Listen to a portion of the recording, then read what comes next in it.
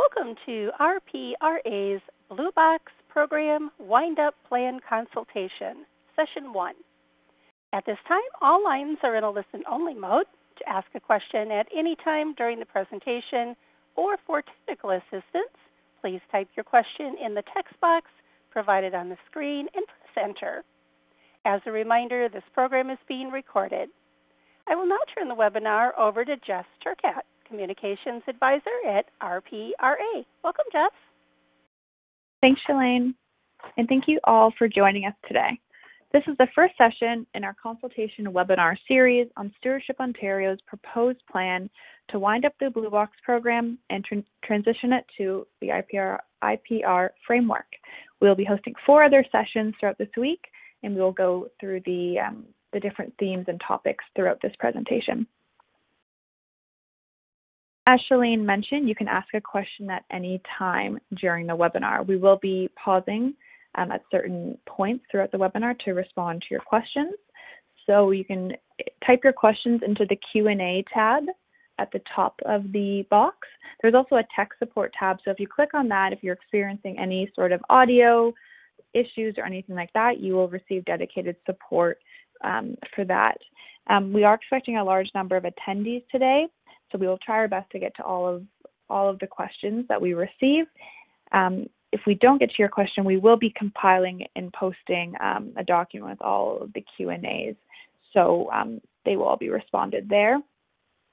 As always, we will be posting the presentation slides as well as a recording of this session, as well as all of the sessions this week to our website on our consultation webpage.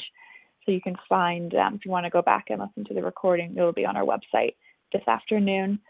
Joining me today is Jeff Rathbone, Director of Transition, and Tessa Vlanderen, Manager of Programs and Planning. I'll now hand it over to Jeff to start the presentation.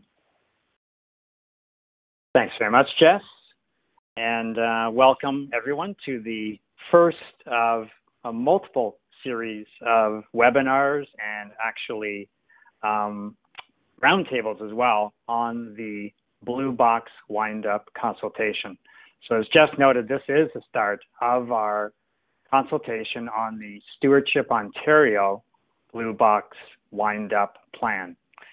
Of course, we had hoped to bring this consultation session to you in person. We had planned a number of stops around the province, but of course that isn't possible. So we've tried to design this process to be as close as possible virtually to replicate the experience that you would have had in person. So today is mostly a roadmap and an overview of what we will be covering over a series of 5 topic-specific webinars. And later in this session, you'll be able to see sort of an agenda for each of the other 4 sessions. And then there'll be breakout sessions next week as well. First, just a little bit about the authority for anyone that's relatively new to this process. Many of you may have been through the wind-up process for tires, for the MHSW program, and for electronics, but some of you may be, as I say, brand new to this program because you're only dealing with Blue Box products and printed paper. So RPRA is the regulator that has been delegated the responsibility to oversee the recycling programs in Ontario by the province of Ontario. So our job is to oversee these programs and to enforce and seek compliance with the circular economy laws and regulations that have either been passed or will be coming out shortly. And of course, the whole purpose of moving towards a circular economy is to keep material out of landfill. And the way the regulations are designed is to ultimately make producers more individually accountable and financially responsible to do this, and that will help to drive towards the circular economy. RPRA's role in all of this is to oversee the existing waste diversion programs until they transition, and also to ensure compliance with the new legislation and regulations. And throughout this whole process, we also are here to support business in understanding these new and sometimes complex new regulations. And ultimately, we're accountable to to the Minister of Environment, Conservation and Parks, and we'll be referring to them as MECP. So our authority as RPRA, is derived from two pieces of legislation, the RRCEA and the WDTA. Now, currently, we're working under both of these pieces of legislation until such time as the final current program winds up, and that will be the Blue Box program. And as you'll see, that will not be until fully wound up with Stewardship Ontario actually winding up as a corporation until 2026. So we'll be operating under both WDTA and RRCEA until that time. Under the WDTA, our primary responsibility is to oversee the existing waste diversion programs until such time as they wind up. And then after the windup of the WDTA program and as it transitions to RRCEA, we also have some oversight responsibility. And this was for the tire program, the electronic program, the MHSW program, and now for the Blue Box program. Under the RRCEA, RPRA will develop and operate a registry for producers and other obligated parties to register the supply material in Ontario, and ultimately for RPRA to understand if the requirements of the regulation in terms of performance are being met. And so we're currently doing this for tires, and later this year we'll start to have registration of batteries and electronics as well. Ultimately, as we gather all this data in the registry, we'll also be analyzing it and reporting on the information that we receive. Another key responsibility that RPRA has, that again we've been delegated authority from the province of Ontario to undertake, is to carry out compliance and enforcement activities to ensure full compliance with the WDTA and the RRCEA. Our mission and our vision is stated on this slide. And I think primarily what's important is that our mission is to support individual producer responsibility, education, compliance and enforcement, ultimately, as we noted, to spur a circular economy. I'm going to take you through a little bit of how we will be overseeing the transition to individual producer responsibility. Again, the purpose of the new legislation is to shift from a linear economy to a circular economy. And the way the legislation attempts to do this through the regulations is to make the producers individually responsible. The thinking being that producers who are individually responsible and accountable for collecting and managing their products they supply into Ontario will have more capability to ensure that they are properly managed in end of life. Now, what does this transition mean for the Blue Box program? And the Blue Box program is unique from the other programs, the tires, electronics, and the MHSW. Blue Box is currently a shared model between municipalities and First Nation communities and the stewards. And also within the current shared model, stewards are collectively responsible through their IFO, Stewardship Ontario, to maintain diversion rates, to pay their share to municipalities of the cost of the Blue Box program. But I think the key word there is that stewards are collectively responsible, as opposed to what will be the case under our RCEA, where the Blue Box model will be shifting to a full producer responsibility model and to an IPR, or individual producer responsibility model. Under the new regulations, individual producers will be responsible for their own individual performance targets. Now, some of the benefits of this that we have begun to see, in fact, under the tire program, is that producers are in the best position to rethink the design of their product and to also spur market development. Now, all of the details of the individual producer responsibility model or regime of the Blue Box program will be made available in a regulation that will be released by the Ontario government. And the Ontario government will have their own separate consultation process on this new, it'll start with a draft and then gradually move to final on this new draft Blue Box regulation. So we know this can be confusing because it's possible that during the period when we're consulting and deliberating on the approval of the Blue Box wind-up plan, it's possible that we could be seeing a new draft Blue Box regulation as well. So it'll be important to separate which issues are associated with the new regulation, and questions and stakeholder feedback there will be directed to the MECP, and which issues are related to the wind-up of the Blue Box program. And those issues and questions will be something that RPRA will have to consider. So just to hopefully make it a little bit clear with respect to the roles of the parties as it relates to the wind-up and transition, you can see in this table we have the four key parties that are involved with this issue.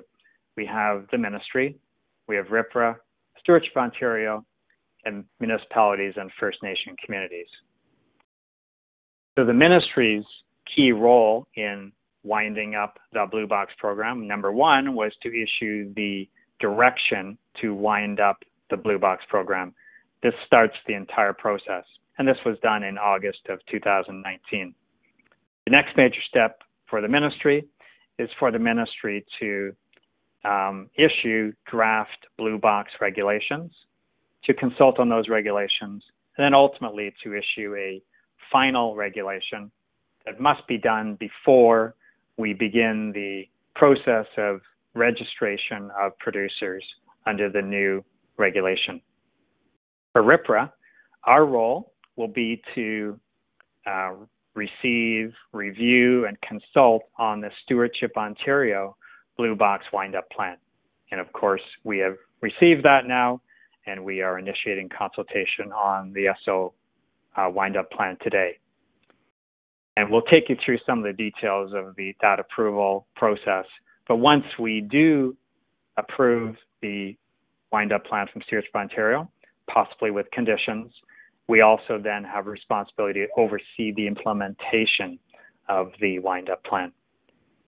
And throughout all of this, we're also attempting to support the current program, because we'll actually have two things occurring. We'll be transitioning to the new RRCEA regulation, and we'll be operating the existing shared Blue Box program concurrently. Stewardship Ontario, of course, also has a role. Their role was they were the primary recipient of the Blue Box wind-up letter. Their role was to develop the wind-up plan that's before us today. And then it'll also be their role to implement the wind-up plan after our board considers it for approval later this year.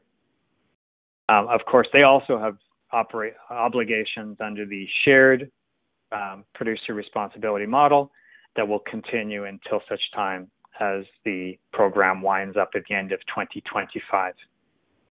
And municipalities and First Nation communities also have an important role to continue to operate the Blue Box program until such time as their individual community transitions, and also to continue to participate in a number of the shared responsibility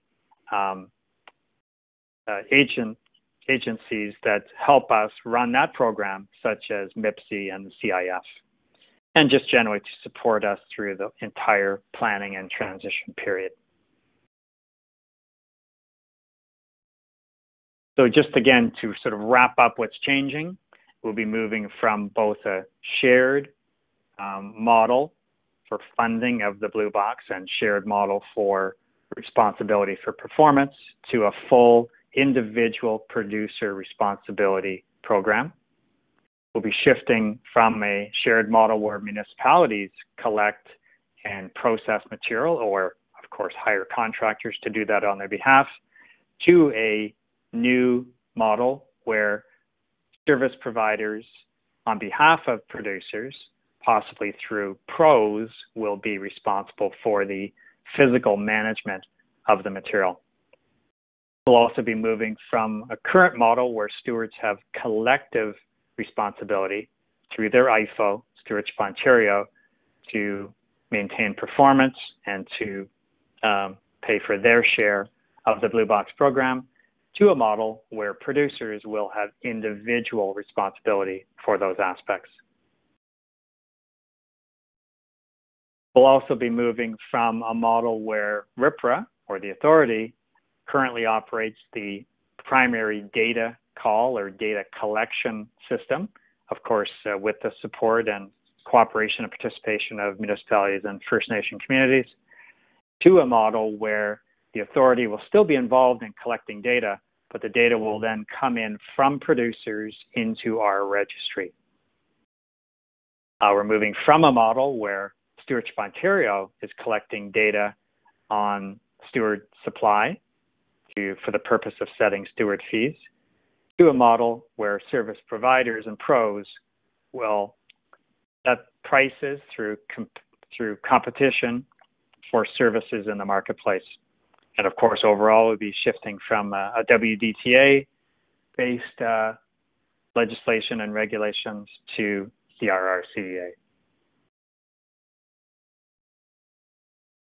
So just to recap, the minister provided direction to wind up the Blue Box program last August 15th. And that direction, I'd urge you all to look at that direction. It's quite comprehensive in terms of its requirements. Part of the key requirement is that municipalities will physically transition over a 3-year period between January 1st, 2023 and the end of 2025. And Stewardship Ontario will also wind up as a corporation after this physical transition has occurred, so sometime in 2026. You'll see more details of that in the wind-up plan itself.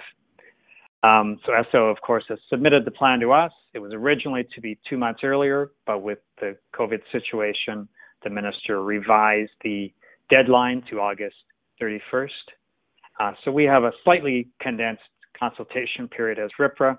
We expected to have 6 months. We now have 4, but our board will be considering your feedback and ultimately approval of the plan, possibly with conditions, prior to December the 31st.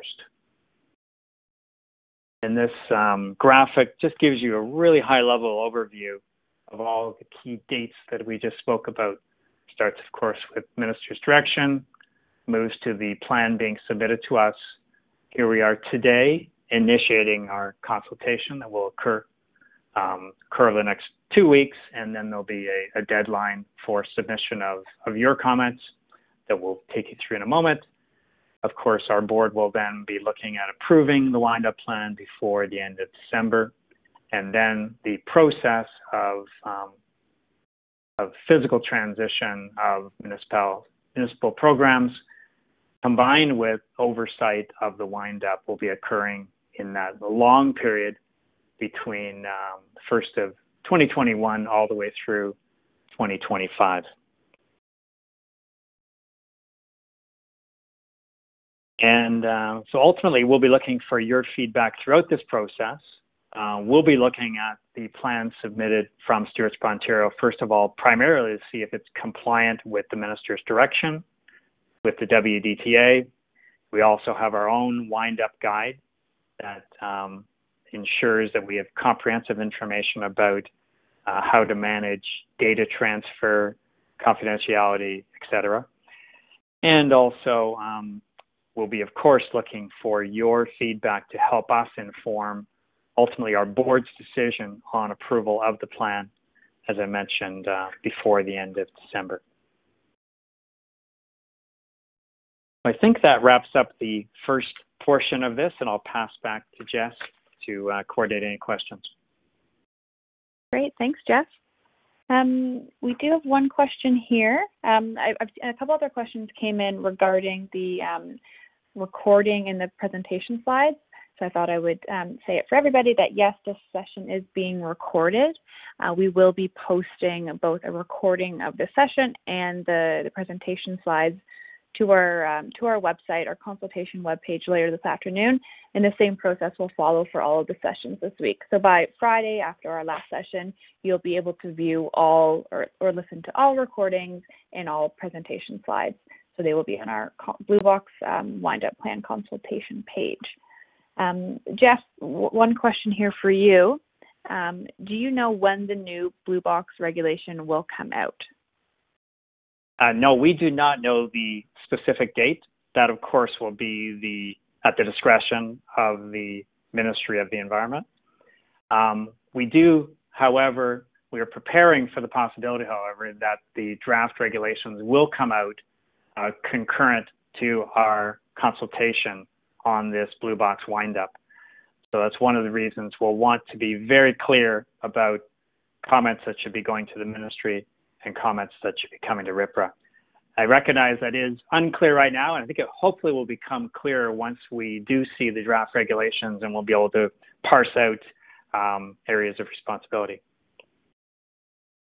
Thanks, Jeff. That's it for questions for now, so we can move on to the next section. Okay, thank you, Jeff. Tessa Vlaanderen speaking here, taking over from Jeff. Thanks, Jeff, for the intro.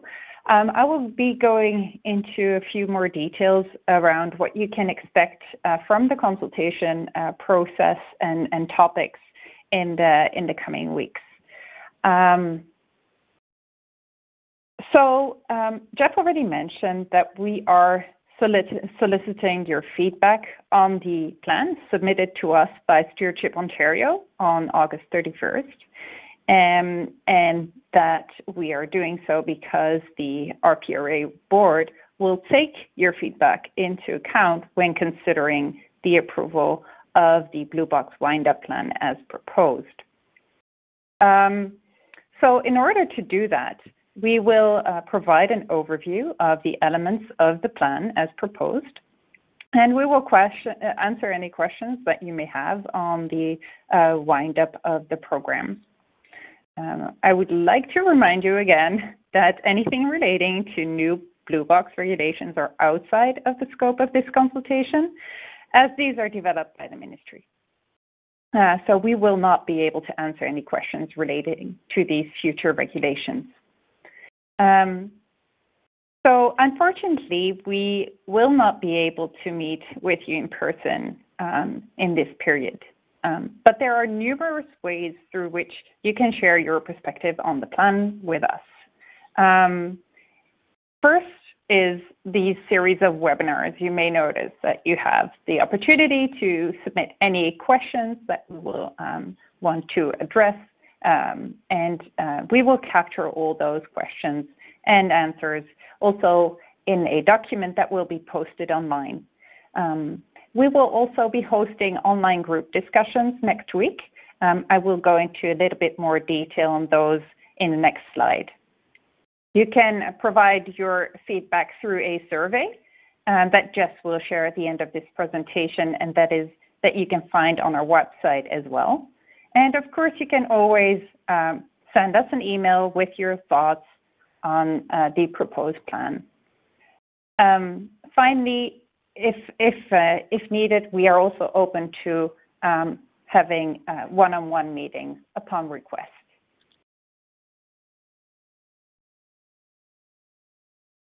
So this is the first time that we will be hosting online group discussions, and the idea is that this will mimic, in a way, the face-to-face sessions that we will not be able to have. These really are online discussions to provide a forum to express your questions, to express support for the plan as proposed, or to express any concerns that you may have verbally. This will be done in a meeting setting, so everybody can participate, anybody can speak, and share their ideas with each other, can build on each other's comments and views. And in order to do so, we will limit the group sizes and try to make it meaningful. These sessions, just like face-to-face sessions, will not be recorded, though we will capture all the comments and feedback that you provide during those sessions. And we'll of course, also compile questions and answers that arise from these questions, from these sessions. We do assume awareness of the wind-up plan content in those sessions, so we will not be repeating a long presentation laying out the contents of the plan. That is the only difference with the face-to-face session. So we will really be focusing on discussing both questions that we are seeking feedback on, and questions that you may have.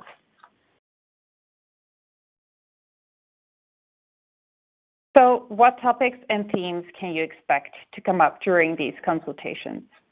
To set these expectations, especially for those who are not familiar with the Blue Box program, I would like to start by revisiting the main elements of the Blue Box program plan. So there are a number of items described in the program plan and that are part of the program as it operates today. One of them is the Blue Box waste diversion target of 60% recovery rate, so diversion from landfill. There is the Continuous Improvement Fund. This is a fund that is created to support a continuous increase in effectiveness and efficiency of the program, supporting municipalities and First Nations in sharing best practices and implementing any physical improvements to the system. The program also describes funding mechanisms, and that has two components to it. So on the one hand, it has the data collection and verification and auditing. And on the other hand, it has really the mechanism for paying into the program by stewards and paying out to municipalities and First Nations communities these steward contributions. The data collection and verification side is partly done by Stewardship Ontario. They are responsible for the steward reporting side. As Jeff already mentioned, we, RPRA, is responsible for operating the municipal data call. So that is the data collection system for municipalities. We're also responsible for verifying and auditing the data submitted. Similarly, for the allocation of both the funds paid into the program and the payout to participating communities, Stewardship Ontario is responsible for the steward fee setting, both the methodology and implementation, and RPRA is responsible for the municipal funding allocation model. There are a number of other elements to the Blue Box program. Market development is one of them. Promotion and education, and thereby I mean the promotion and education performed by Stewardship Ontario specifically, is another one. And finally, there is the in-kind program, which allows members of the Canadian Newspaper Association, CNA, and members of the Ontario Community Newspapers Association, OCNA, to pay into the program through in-kind payments in the form of advertising space. So what can you expect from this wind-up plan that SO has submitted? It describes how these elements change as a result of the program ending between 2023 and 2025. And it's focusing on the aspects that SO is responsible for and on the aspects it was directed to describe by the minister. So going to more details on the minister's direction. It outlines 4 key principles. The first one is that the plan should demonstrate transparent communications and meaningful consultation. The second is to support competition and prevent conflict of interest. Thirdly, to demonstrate fairness to stewards and protect consumers. And finally, to maintain program performance. The plan should also include some practical elements, such as implementation plan and timelines.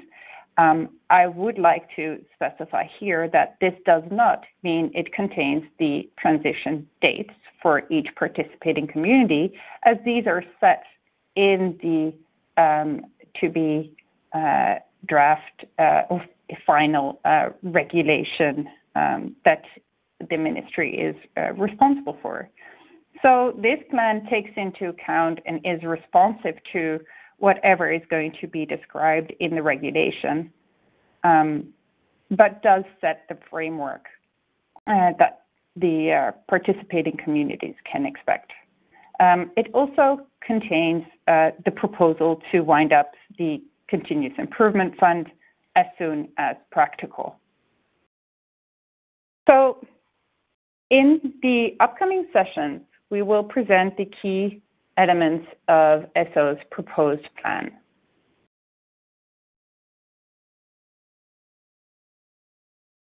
So you all are aware that today is session 1. So in the coming 4 sessions, we will be going through all these different aspects, both of the minister's direction and of these practical considerations. In session 2, tomorrow morning, we will talk about what steps ESSO implemented to avoid conflict of interest as directed by the minister. Also, we will discuss how ESSO will deal with the data it hosts under the proposed plan, like treating questions such as what data do they have? Will it be shared or will it be kept confidential? Will some data be transferred to the authority? Will data be retained or will data be destroyed? So if you're interested in topics like that, then please join us tomorrow. We will also be talking about intellectual property. Finally, or in session 3, we will be talking more about the direction to maintain program performance, but also talking about implications for municipal funding. So in his direction, the minister expressed that municipalities and First Nations communities shall not reduce or expand existing levels of Blue Box services eligible under the ESSO program. So we will discuss what plans ESSO proposes with respect, or what that means for potentially for eligibility of program changes that participating communities are planning or have implemented. So we will also be discussing what plans ESSO proposes with respect to promotion and education and with respect to market development. We will also discuss what the impact is of the wind-up on municipal reporting and funding cycles. So, for example, what does ESSO propose with respect to the last reporting year or the last year that funding will be received? How much funding a participating community can expect if they would be to transition mid-year, for example. And finally, we will be discussing ESSO's proposed communications plan. In session 4, we will do a deep dive into the financials proposed in the plan relating to funds and reserves, assets, liabilities, contingencies, and all these feed into a financial forecast and budget, which, of course, is going to be very uncertain given the market conditions that are very likely to change over the course of the coming 5 years. So this is really, there is a number of assumptions underlying these forecasts and budgets that we will touch upon as well. We will cover the specifics of steward reporting and funding cycles, and also bring forward the change in steward fee setting methodology that Stewardship Ontario proposes, which will impact fee levels for individual stewards, but also impact the ratio of payments paid in cash and paid in kind through the in-kind program. In the last session, we will zoom in on the wind-up plan brought forward by the Continuous Improvement Fund, referred to in the SO wind-up plan. It will cover some considerations leading to a proposed wind-up timeline that would be as soon as practical, and the priorities that the CIF will focus on until its wind-up. Finally, it will treat the CIF financials, including disbursements of funds and a proposed change in governance structure.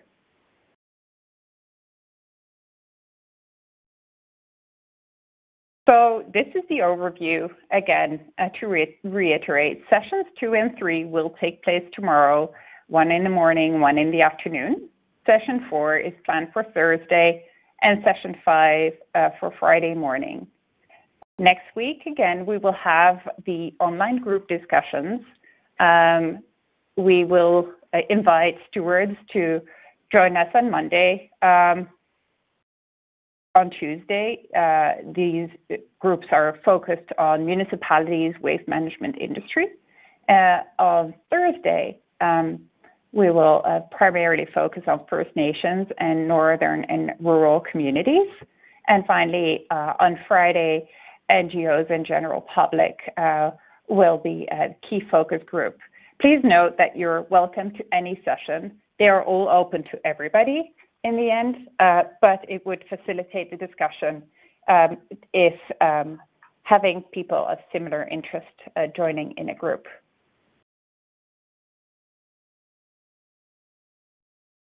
So this brings me to the end of my portion. Back to you, Jess. Thanks, Tessa. We have a couple questions here. This question is regarding something you spoke about earlier when describing these online group discussions. Just a question about how will the group sizes be limited? Just giving a little bit maybe more explanation there. Yeah, thanks, Jess. So we do have we will first of all limit group size by breaking down the total number of registrants into smaller groups, and we will do that in breakout rooms. And each breakout room should have no more than 20 participants. To accommodate that, we will have a cap on a particular day. So if there are people that will be wanting to join after we have actually reached that maximum amount of attendees that we can have on one day, they will, of course, be more than welcome to join any other day. Does that answer the question, Jess? Otherwise, please feel free to add anything. No, I think that's exactly it. Thanks, Tessa. And then another question here regarding one of the minister's directions. This person is just looking for a bit more definition or explanation in what they mean by support competition and prevent conflict of interest. Maybe you can just give it an overview, knowing that tomorrow's session will be focused on that. Sure. This part of the minister's direction partly relates, as I mentioned, to data availability. You may know that the main service provider to Stewardship Ontario is CSSA, the Canadian Stewards Services Alliance. And CSSA may also be interested in becoming a producer responsibility organization under the RPRA. And as a result of that parallel role, there may be, CSSA may have a certain competitive advantage. And we will go into more details tomorrow into seeing how the proposed plan mitigates that risks through both conflict of interest mitigation steps, which means appointment, for example, of certain board members or executives, and relating to how SO will treat its data. Thanks. Great. Thanks, Tessa. This is a question here. So they are a small municipality in Ontario. Wondering what session would be best for them to attend next. Would it be on the municipal session of the webinars, as well as the First Nation and Northern Community session? Maybe you can just provide some insight for them. It's up to you. I would recommend, I think, the First Nation and Northern Rural Community session, partly because of the group size as well, and because I think that the issues may be more similar. Great, thank you. Another question here. Again, I'll just say it aloud that yes, we will be posting a recording of this session as well as presentation slides. So you can find that on our website, our bluebox program wind-up plan consultation page. They will all be posted following the session. So again, by Friday of this week, Friday afternoon, you will see 5 sets of presentation slides and 5 recordings that will be comprehensive of the entire webinar series. That's it for questions right now. I'll just wait a couple of minutes to see if anyone else has anything else. And in the meantime, just going to our last slide here, just talking about next steps in this process. Again, the first point there is just what I said, just reiterating that the deck and a recording will be posted to our consultation webpage. You can see that there this afternoon for this session. Feedback is accepted until Tuesday, November 10th. And you can do that in a number of ways. The first one is to email consultations@rpra.ca with a written submission. The second is an online survey that asks key questions that we're looking for feedback on. And then the third is also, joining future webinars and providing comments there, participating in a group discussion, or reaching out to us and setting up a one-on-one meeting. All of feedback will be considered as we approve the plan, and it will be summarized in a report, in our consultation report, that will be made available on our website following the consultation process. If you have any other questions that that come up throughout this consultation process, please feel free to reach out to us again at that consultations@rpra.ca email, and we will get back to you. Let me just take a quick look to see. Jess, I think there is one additional question here, suggesting that although we've currently set up the roundtables primarily dealing with, as we just noted in one case, northern or rural municipalities, et cetera, first of all, those sessions are, as Tessa noted, open to anyone.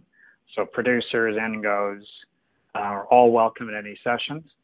But this particular question is suggesting that it might be useful to almost facilitate some sessions where there are NGOs, municipalities, producers, all at the same table. So it's something we can consider, but we'll see if it happens naturally through the registration or whether we need to find a way to encourage that. Thanks, Jeff. I think that's it for our questions. So again, we're here to answer your questions throughout this entire process, so feel free to send us an email. And otherwise, I'll hand it over to Jeff or Tessa for any final last words. Oh, thank you. Hopefully this gives you, again, what we're attempting to do today was kind of give you a roadmap for what's going to be happening over the next several months with our consultation process, our consideration of your comments, and ultimately final approval. So hopefully it's given you that overview. Tessa? No final comments for me. I look forward to seeing you all in the upcoming sessions and discussions. Thank you.